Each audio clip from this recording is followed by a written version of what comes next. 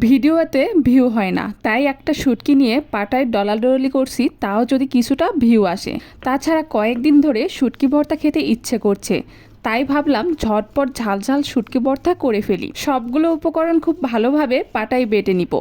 এই ভর্তায় রসুন, পেঁয়াজ আর মরিচের পরিমাণ খুব বেশি দিতে হয়। সবগুলো উপকরণ খুব ভালোভাবে বাটা হয়ে এসেছে। এ পর্যায়ে চুলায় একটা কড়াই উঠিয়ে দিয়েছি আর সেখানে পরিমাণ মতো তেল দিয়ে তেলটা গরম করে নিব।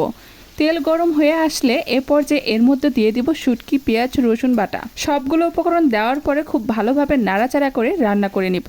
আর ভর্তা অনবরত নাড়াচাড়া করতে হয়, না হলে কড়াইয়ে লেগে যাবে। ভর্তার পানি যখন একেবারে শুকিয়ে আসবে, ঠিক সে পর্যায়ে এর মধ্যে 1 কাপ পরিমাণ পানি দিয়ে 7 থেকে 8 মিনিটের মতন আবারও খুব ভালোভাবে রান্না করে নিব। 7-8 মিনিট পর পানি যখন একেবারে শুকিয়ে আসবে, ঠিক সে পর্যায়ে এর মধ্যে স্বাদ মতন লবণ দিয়ে খুব ভালোভাবে মিক্সড করে নিব। মিক্সড করার পর দেখবেন ভর্তা থেকে অলরেডি তেল ছাড়া শুরু হয়েছে। ঠিক সে পর্যায়ে বুঝবেন ভর্তা একদম রেডি।